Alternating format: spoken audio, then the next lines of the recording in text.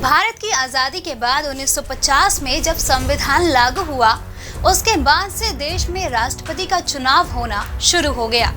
भारत में अभी तक 14 राष्ट्रपति सत्ता में आ चुके हैं। 13वें राष्ट्रपति के रूप में महामहिम प्रणब मुखर्जी विराजमान रहे।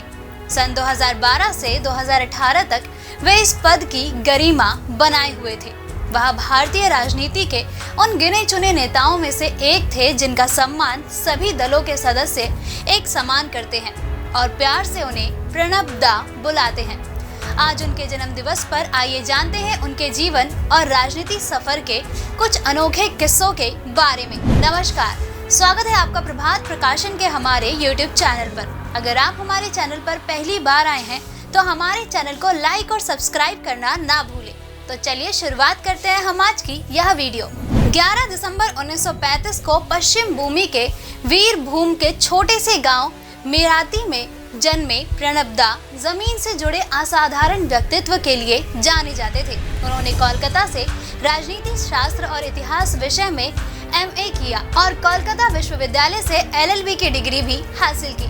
1963 में प्रणब मुखर्जी ने कोलकाता में डिप्टी अकाउंटेंट जनरल के कार्यालय में एक अपर डिवीजन क्लर्क के रूप में अपने करियर की शुरुआत की। इसके बाद अपने ही कॉलेज विद्यानगर कॉलेज में राजनीति विज्ञान के असिस्टेंट प्रोफेसर बने। राजनीति में प्रवेश करने से पहले प्रणब मुखर्जी ने देशर डाक मैगजीन में पत्रकार के रूप में भी काम किया। बात करें प्रणब मुखर्जी के राजनीतिक जीवन की तो करीब 5 दशक तक प्रणब मुखर्जी राजनीति में रहे और कई बड़े पदों पर काम किया।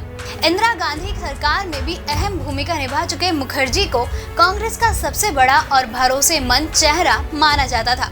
प्रणब मुखर्जी ने 1969 में राजनीति में कदम रखा और पहली बार राज्यसभा के लिए चुने गए। मुखर्जी 5 बार संसद के उच्च सदन के सदस्य रहे। साल 1973 में प्रणब मुखर्जी पहली बार केंद्रीय मंत्री बने। उसके बाद लगातार इंदिरा गांधी और फिर राजीव गांधी की सरकार में मंत्री बने।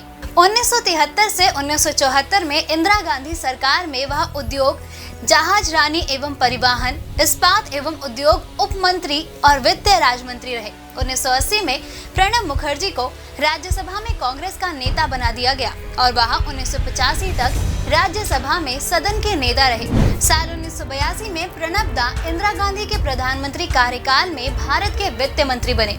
वहीं साल 2004 और 2009 के लोकसभा चुनावों में जीत हासिल कर मुखर्जी लोकसभा सदस्य बने और 8 साल तक लोकसभा में सदन के नेता रहे। हालांकि इससे पहले उन्हें 2 बार लोकसभा चुनावों में हार का मुंह देखना पड़ा था। साल 1977 में मालदा और 1980 में बोलपुर संसदीय क्षेत्र से उनको हार का सामना करना पड़ा। राजनीतिक करियर में प्रणब मुखर्जी 1991 से 1996 तक योजना आयोग के उपाध्यक्ष रहे। वहीं 1993 से 1995 तक वाणिज्य मंत्री, 1995 से 1996 तक विदेश मंत्री, 2004 से 2006 तक रक्षा मंत्री और 2006 से 2009 तक विदेश मंत्री। मनमोहन सरकार में प्रणब मुखर्जी 2004 से 2012 के बीच प्रशासनिक सुधार, सूचना का अधिकार, रोजगार का अधिकार, खाद्य सुरक्षा, ऊर्जा सुरक्षा, सूचना प्रौद्योगिकी एवं दूरसंचार जैसी विभिन्न मुद्दों पर गठित 95 से अधिक मंत्री समूहों के अध्यक्ष रहे। साल 2012 में राष्ट्रपति पद का चुनाव लड़ने के लिए उन्होंने कांग्रेस और लोकसभा से इस्तीफा दे दिया, जिसके बाद साल 2012 में हुए राष्ट्रपति चुनाव में उन्हें सफलता मिली और वह देश के 13वें राष्ट्रपति के रूप में चुने गए। राष्ट्रपति के रूप में भी उन्होंने एक अमिट छाप छोड़ी। जनता के राष्ट्रपति के रूप में अपनी पहचान बनाने वाले मुखर्जी को राष्ट्रपति भवन को जनता के निकट ले जाने के लिए उठाए गए कदमों के लिए भी याद किया जाता है। उन्होंने जनता के लिए इसके द्वार खोले और एक संग्रहालय भी बनवाया था। साल 2020 में लंबे समय तक बीमार रहने के चलते 31 अगस्त 2020 में उनका निधन हो गया। दोस्तों, अगर आपको हमारा ये वीडियो पसंद आया हो तो इसे लाइक और शेयर करना ना भूलें। जल्द आपसे फिर मुलाकात होगी एक नई वीडियो पे एक नए टॉपिक के साथ। तब तक के लिए नमस्कार।